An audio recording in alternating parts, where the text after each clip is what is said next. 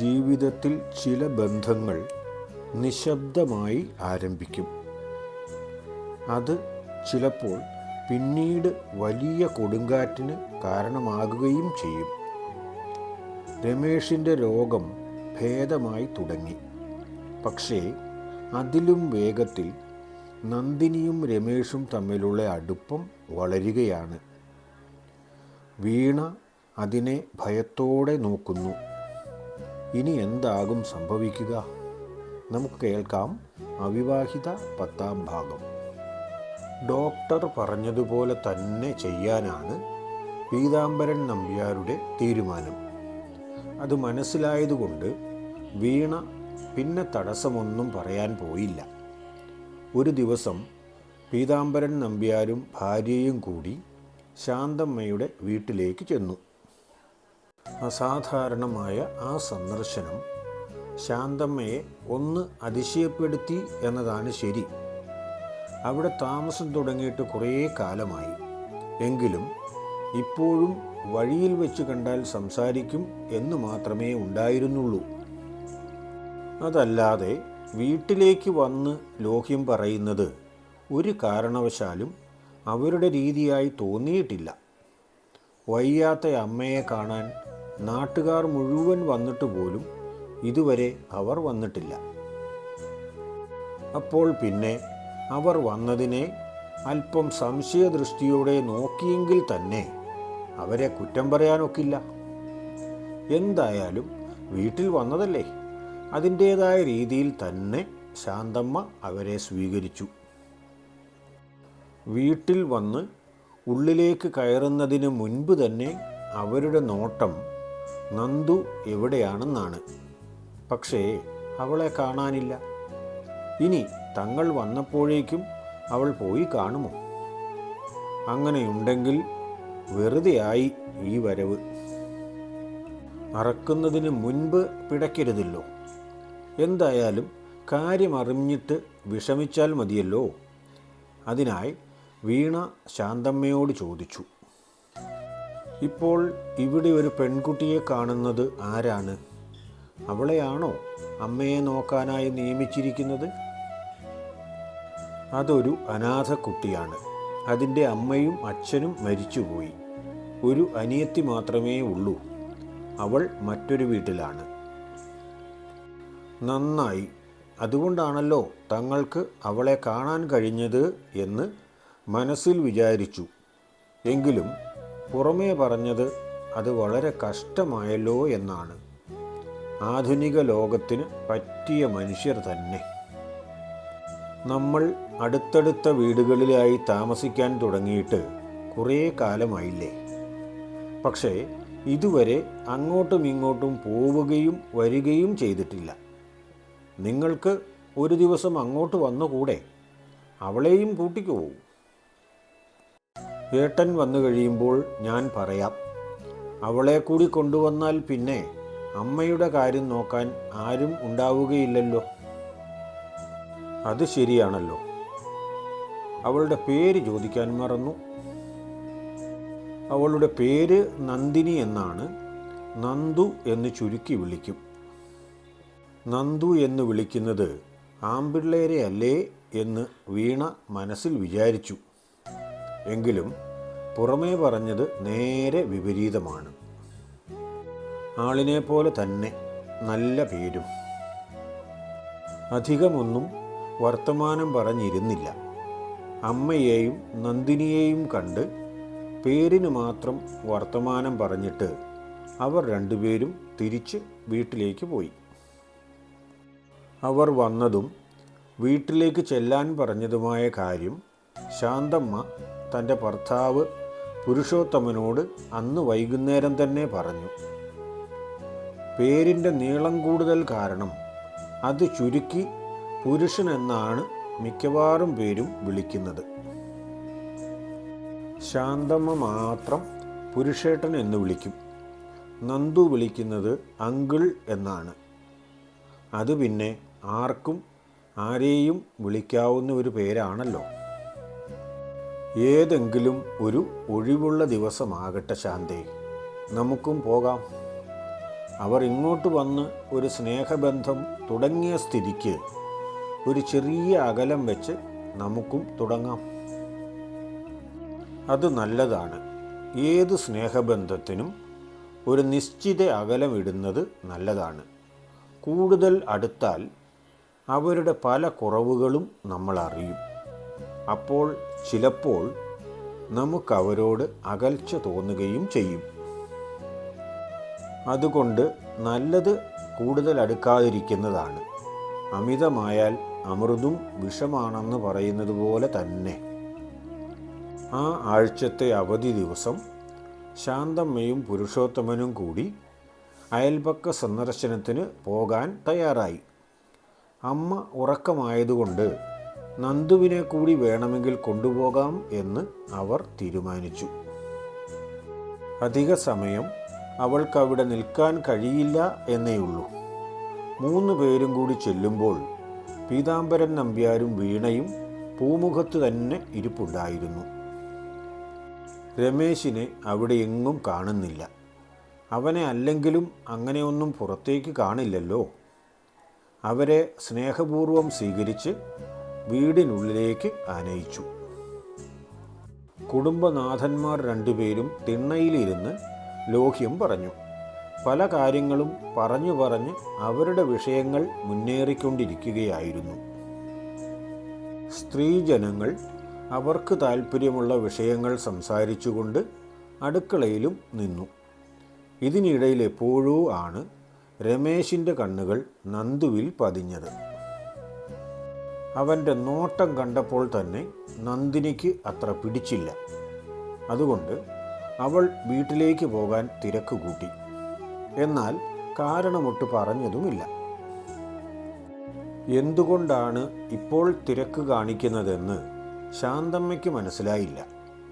എന്നാലും അവളുടെ ഉത്തരവാദിത്വ ബോധത്തിൽ അഭിമാനം തോന്നിയതുകൊണ്ട് അവളെ തിരിച്ചു പോകാൻ അനുവദിച്ചു. നന്ദിനി പെട്ടെന്ന് തന്നെ തിരിച്ചു പോന്നെങ്കിലും കുറേയേറെ നേരം കഴിഞ്ഞിട്ടാണ് പുരുഷോത്തമനും ശാന്തമ്മയും തിരിച്ച് വീട്ടിലേക്ക് പോന്നത്. അതൊരു തുടക്കമായിരുന്നു. അതിനുശേഷം പിന്നെ പല തവണകളിലും അങ്ങോട്ടും ഇങ്ങോട്ടും ആളുകൾ വരികയും പോവുകയും ചെയ്തു. നല്ല ഒരു അയൽപക്ക സ്നേഹബന്ധം സ്ഥാപിക്കുന്നതിൽ അവർ വിജയിച്ചു. കാര്യം കാണാൻ വേണ്ടിയാണെങ്കിലും അങ്ങനെ ഒരു സ്നേഹബന്ധം ഉണ്ടായത് നന്നായി. മറ്റു പലരും അസൂയയോടെ അവരുടെ ബന്ധത്തെ കാണാനും തുടങ്ങി. ചിലരെങ്കിലും പീതാംബരൻ നമ്പ്യാരെ കളിയാക്കി പിന്തിരിപ്പിക്കാൻ നോക്കിക്കൊണ്ടിരുന്നു. ആദ്യത്തെ ദിവസം കണ്ടപ്പോൾ രമേശിൻ്റെ നോട്ടം നന്ദിനിക്ക് അത്ര ഇഷ്ടപ്പെട്ടില്ലെങ്കിലും പല തവണ തമ്മിൽ കണ്ട് നന്ദിനിയും രമേശും തമ്മിലും ചെറിയ തോതിൽ അടുപ്പം ഉണ്ടായി തുടങ്ങി. ശാന്തമ്മ പറഞ്ഞ കാര്യം നന്ദിനിയുടെ മനസ്സിൽ ഉണ്ടായിരുന്നു. മാനസിക രോഗിയായ ഒരുവനാണ് അവൻ എന്ന്. അതുകൊണ്ട് സൂക്ഷിച്ചു നിൽക്കുന്നതാണ് നല്ലത്. അവന് എപ്പോൾ എന്തു തോന്നുമെന്ന് പറയാൻ കഴിയില്ല. എന്നാൽ പരിചയപ്പെടുകയും സംസാരിക്കുകയും ചെയ്തപ്പോൾ ഒന്നും അവന് അങ്ങനെ ഒരു കുഴപ്പമുള്ളതായി തോന്നുന്നില്ല. തനിക്ക് മനസ്സിലാവാത്തതുകൊണ്ടായിരിക്കും എന്ന് അവൾ വിചാരിച്ചു. രമേശിൻ്റെ പെരുമാറ്റത്തിലുള്ള മാറ്റവും നന്ദുവിനോട് സംസാരിക്കുമ്പോൾ ഉള്ള പ്രത്യേകതകളും എല്ലാം വളരെ സംശയദൃഷ്ടിയോടെ മാത്രമേ കാണാൻ വീണയ്ക്ക് കഴിഞ്ഞുള്ളൂ. ഇതേ നിലയിൽ പോയാൽ അവർ തമ്മിൽ സ്നേഹബന്ധത്തിലായാൽ പോലും അതിശയിക്കാനില്ല എന്ന് അവർ കണക്കുകൂട്ടി. ഒരു പ്രശ്നം പരിഹരിക്കാൻ വേണ്ടി മറ്റൊരു പ്രശ്നം തലയിലെടുത്ത് വയ്ക്കണോ? അങ്ങനെ വേണ്ടി വന്നാൽ അത് ശുദ്ധ മണ്ടത്തരമാവുകയില്ലേ? അന്നു മുതൽ വീണയ്ക്ക് മനസ്സിന് സ്വസ്ഥതയില്ലാതെയായി. അവർ തമ്മിൽ അടുപ്പമാണെന്ന് ഒരു തീർച്ചയുമില്ല. തമ്മിൽ സംസാരിക്കുന്നുണ്ടെന്ന് മാത്രമേ ഉള്ളൂ. സാധാരണ പോലുള്ള ഒരകൽച്ചയില്ല. അല്പം അടുപ്പത്തിലാണ് അവർ തമ്മിലുള്ള സംസാരം, അത്രയേ ഉള്ളൂ. അവരുടെ സംസാരത്തിലും പെരുമാറ്റത്തിലും സംശയിക്കത്തക്കതായി ഒന്നും കാണാൻ രണ്ടു കൂട്ടർക്കും കഴിഞ്ഞിരുന്നില്ല. സംശയം മാത്രമാണ് അവരുടെ മനസ്സിലെങ്കിലും അതായിരിക്കും പ്രശ്നങ്ങൾ കൂടുതൽ വഷളാക്കാൻ സാധ്യത. പിറ്റത്തെ മാസം രമേശിനെ ചെക്കപ്പിന് കൊണ്ടുവന്നപ്പോൾ ഡോക്ടർ അതിശയിച്ചുപോയി. താൻ മടിച്ചാണെങ്കിലും അങ്ങനെ ഒരു നിർദ്ദേശം വെച്ചപ്പോൾ ഇത്രയും വിജയസാധ്യത പ്രതീക്ഷിച്ചില്ല. ഇപ്പോൾ അവൻ്റെ അസുഖം ഏതാണ്ട് പകുതിയിലധികം മാറിക്കഴിഞ്ഞു. മുഖം വല്ലാതെ ശാന്തമായി. അവനെ കൗൺസിൽ ചെയ്തപ്പോൾ ഡോക്ടർ അതിശയിച്ചുപോയി. അവൻ്റെ ഉള്ളിൽ അസുഖത്തിൻ്റെ അംശങ്ങൾ വളരെ ദുർബലമായി കൊണ്ടിരിക്കുന്നതായിട്ടാണ് ഡോക്ടർക്ക് മനസ്സിലാക്കാൻ കഴിഞ്ഞത്. അതിൽ പരം സന്തോഷിക്കാൻ എന്തിരിക്കുന്നു? ഇതുപോലെ പോവുകയാണെങ്കിൽ 1-2 മാസത്തിനുള്ളിൽ രോഗം പൂർണ്ണമായും ഭേദമാവും. രമേശ് മിടുക്കനാവുകയും ചെയ്യും. ഡോക്ടർ ആ വിവരം പീതാംബരൻ നമ്പ്യാരോട് പറയുകയും ചെയ്തു. ആ വിവരം നമ്പ്യാർ വീണയോട് പറഞ്ഞപ്പോഴാണ് അഗ്നിപർവ്വതം ശരിക്കും പൊട്ടിത്തെറിക്കാൻ തുടങ്ങിയത്. അതുവരെ അടക്കി നിർത്തിയത് മുഴുവൻ ഒരുമിച്ച് പുറത്തേക്ക് വന്നു. രോഗം ഭേദമാക്കാനാണെന്ന് പറഞ്ഞ് ഏതോ ജാതിയിൽപ്പെട്ട ഒരെണ്ണത്തിനെ കൊണ്ടുവന്ന് ഇവിടെ സ്ഥാപിച്ചപ്പോൾ തന്നെ ഞാൻ എതിര് പറഞ്ഞതല്ലേ. ഇനി ആ പുലിവാലിനെ എങ്ങനെ ഒഴിവാക്കും എന്ന് ദൈവത്തിന് മാത്രമേ അറിയാവൂ. ഏതൊരാളുടെയും ജീവിതം സാർത്ഥകമാകണമെങ്കിൽ ഇതുപോലെ സ്നേഹിക്കാൻ കഴിയുന്ന ഒരാൾ കൂടെ വേണം. രമേഷിനെ സംബന്ധിച്ചിടത്തോളം നന്ദുവിനെ അവന് ഇഷ്ടമാണ്. നന്ദുവിന് അവനോടെങ്ങനെ എന്നയാൾക്കറിയില്ല. എങ്കിലും നന്ദുവിനെ ജീവിതത്തിൽ കൂട്ടിന് കിട്ടിയാൽ അവന് സന്തോഷമായിരിക്കും. അവനെങ്കിലും ഭാഗ്യവാനായി ജീവിതം നയിച്ചാൽ പോരെ. അത് കാണുന്നവർക്കെങ്കിലും സന്തോഷമുണ്ടാവുകയില്ലേ? അതും അവൾ സമ്മതിക്കില്ല എന്നാണ് തോന്നുന്നത്. തനിക്ക് മനസമാധാനം എന്താണെന്ന് അറിഞ്ഞിട്ട് കാലം കുറേ ആയി. ഇനിയിപ്പോൾ മകൻ്റെ മനസമാധാനവും കൂടി കളഞ്ഞതിന് ശേഷം അഭിമാനത്തോടെ തല പൊക്കി നടക്കാനാണ് അവൾ ആഗ്രഹിക്കുന്നത്. ആദ്യമൊക്കെ നന്ദിനി പീതാംബരൻ നമ്പ്യാരുടെ വീട്ടിൽ പോയിക്കൊണ്ടിരുന്നത് ഭയത്തോടെ ആയിരുന്നല്ലോ. അവൾ കൂടുതൽ ഭയന്നിരുന്നത് രമേഷിനെ തന്നെ ആയിരുന്നല്ലോ. അവൻ്റെ നോട്ടവും പെരുമാറ്റവും എല്ലാം അവളിൽ പേടിയാണ് ഉളവാക്കിയത്. ഇപ്പോൾ പേടിയെല്ലാം മാറി. അവനോട് അടുപ്പവും തോന്നിത്തുടങ്ങി. അതുകൊണ്ട് ചിലപ്പോഴൊക്കെ തനിയെ ആ വീട്ടിലേക്ക് പോകാറുണ്ട്. അമ്മ ഉറങ്ങുമ്പോഴും അവരുടെ വീട്ടിൽ വേറെ ആളുകൾ ഇല്ലാത്തപ്പോഴും നന്ദു ചിലപ്പോൾ അവരുടെ വീട് വരെ പോയി വരും. ചിലപ്പോഴെങ്കിലും രമേഷിനോട് കുറേ സമയം വർത്തമാനം പറഞ്ഞിരിക്കാറുണ്ട്. ആദ്യം ഉദ്ദേശിച്ചതുപോലെയൊന്നുമല്ല. അവൻ തമാശ പറയും. ശരിക്കും നന്ദുവിനെ ചിരിപ്പിക്കും. ജീവിതത്തിന് നഷ്ടപ്പെട്ടു എന്ന് കരുതിയ സന്തോഷം തിരിച്ചു വരാൻ തുടങ്ങുകയായിരുന്നു. രമേഷ് എന്താ വീട്ടിൽ നിന്ന് പുറത്തിറങ്ങാതെ ഇങ്ങനെ ഇരിക്കുന്നത്? എന്തെങ്കിലും ജോലി ചെയ്യാൻ പോയിക്കൂടെ? എനിക്കൊരു ചികിത്സയുള്ള കാര്യം അറിയാമല്ലോ. അത് കഴിയാതെ ഒരു ജോലിക്ക് പോകാൻ വീട്ടിലാരും സമ്മതിക്കില്ല. അത് മാറിയില്ലേ? ഇപ്പോഴത്തെ മട്ടും ഭാവവും ഒക്കെ കണ്ടിട്ട് അത് മാറിയതുപോലെ ഉണ്ടല്ലോ. ശരിയാ, ചികിത്സ കഴിഞ്ഞിട്ട് പോയാൽ മതി. അല്ലെങ്കിലും അച്ഛനും അമ്മയും ഉള്ളവർ അവർ പറയുന്നതനുസരിച്ച് ചെയ്താൽ മതി. അച്ഛനും അമ്മയും ഉള്ളവരെന്നോ? അവരില്ലാത്തവർ ആരാണുള്ളത്? നന്ദിനിയുടെ അച്ഛനും അമ്മയും ഇല്ലേ? അതോ വയ്യാത്തവരാണോ? എൻ്റെ അച്ഛനും അമ്മയും മരിച്ചുപോയതാണ്. അതുകൊണ്ടാണല്ലോ എനിക്കിവിടെ വന്ന് നിൽക്കേണ്ടി വന്നത്. അവർ രണ്ടുപേരും സംസാരിച്ചുകൊണ്ട് നിൽക്കുമ്പോഴാണ് വീണ അങ്ങോട്ട് കയറി വന്നത്. രമേഷ് പറഞ്ഞ എന്തോ ഒരു തമാശ കേട്ട് ചിരിച്ചുകൊണ്ട് നിൽക്കുകയായിരുന്നു നന്ദു. അവളെ ആ സമയത്ത് അവിടെ കണ്ടത് വീണയ്ക്ക് തീരെ ഇഷ്ടപ്പെട്ടില്ല. നന്ദിനിക്ക് സംശയം തോന്നിയത് രമേഷിൻ്റെ അമ്മയ്ക്ക് എന്തോ ഇഷ്ടക്കേടുണ്ട് എന്നാണ്. ഞങ്ങൾ രണ്ടുപേരും ഇവിടെ ഇല്ലാത്ത സമയത്ത് എന്തിനാണ് നീ വന്നത്? അതിന് മറുപടി പറഞ്ഞത് രമേശാണ്. അതിന് നിങ്ങൾ രണ്ടുപേരും ഇവിടെ ഇല്ല എന്ന വിവരം അവളോടാരെങ്കിലും പറഞ്ഞിരുന്നോ? ഇല്ലല്ലോ. സാധാരണഗതിയിൽ നിങ്ങളിവിടെ കാണുന്നതല്ലേ, അതുകൊണ്ടാണ് അവൾ വന്നത്. അവളോട് ചോദിക്കുന്ന ചോദ്യത്തിന് മറുപടി പറയാൻ അവൻ്റെ ഒരു താല്പര്യം കണ്ടില്ലേ?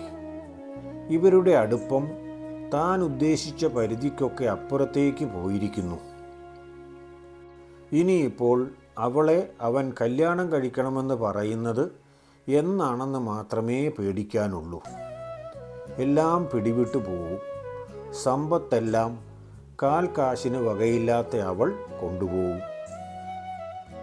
ഞാൻ വന്നിട്ട് അധികമൊന്നും സമയമായില്ല രമേശിൻ്റെ അമ്മേ. അല്ലെങ്കിലും നിങ്ങൾ ഇവിടെ ഇല്ലാത്ത വിവരം എനിക്കറിയുകയുമില്ലായിരുന്നല്ലോ.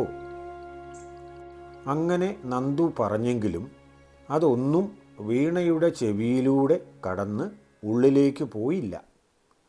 അമർത്തിയൊന്ന് മൂളിയതിനു ശേഷം അവർ അകത്തേക്ക് നടന്നു പോയി. അപ്പോൾ തന്നെ നന്ദിനി പുറത്തേക്ക് പോവുകയും ചെയ്തു. അവരുടെ സംസാരത്തിലെ അനിഷ്ടം മനസ്സിലായതുകൊണ്ടായിരിക്കാം. നന്ദിനി പോയ ഉടനെ തന്നെ രമേശ് അമ്മയോട് പറഞ്ഞു, അമ്മയുടെ സംസാരവും പെരുമാറ്റവും എനിക്ക് തീരെ ഇഷ്ടപ്പെട്ടില്ല. നമ്മുടെ വീട്ടിൽ വരുന്ന ആളോട് ബഹുമാനം കാണിച്ചില്ലെങ്കിലും വേണ്ട, ഇഷ്ടപ്പെട്ടില്ല എന്ന രീതിയിൽ പെരുമാറാൻ പാടില്ലായിരുന്നു. നിങ്ങൾ തന്നെ പോയി ക്ഷണിച്ചു കൊണ്ടുവന്നതല്ലേ അവരെ? എന്താ പിന്നെ ഇപ്പോൾ ഇഷ്ടപ്പെടാത്ത രീതിയിൽ സംസാരിക്കുന്നത്? അതോ അതിലെന്തെങ്കിലും താല്പര്യമുണ്ടായിരുന്നോ? നീ ആരുടെയും വക്കാലത്തെടുക്കാനൊന്നും പോകണ്ട. ചിലപ്പോൾ എനിക്ക് ഇഷ്ടം പോലെ ഞാൻ പറഞ്ഞു എന്നിരിക്കും, ചിലപ്പോൾ പ്രവർത്തിച്ചെന്നും ഇരിക്കും. അവരുടെ സംസാരത്തിൽ എന്തോ ഒരു അപകട സൂചനയുണ്ട്. അത് നന്ദുവിന് ദോഷമായി ഭവിക്കാനും സാധ്യത കാണുന്നുണ്ട്. എങ്ങനെയായിരിക്കും ഭവിക്കുക എന്നേ സംശയമുള്ളൂ. നന്ദിനിയുടെ കഥ വളവുകളും തിരിവുകളും ചുഴികളും മലരികളും ഒക്കെയായി അങ്ങനെ മുന്നോട്ട് നീങ്ങുന്നു. വീണയുടെ ഭയം വെറും സംശയമാണോ?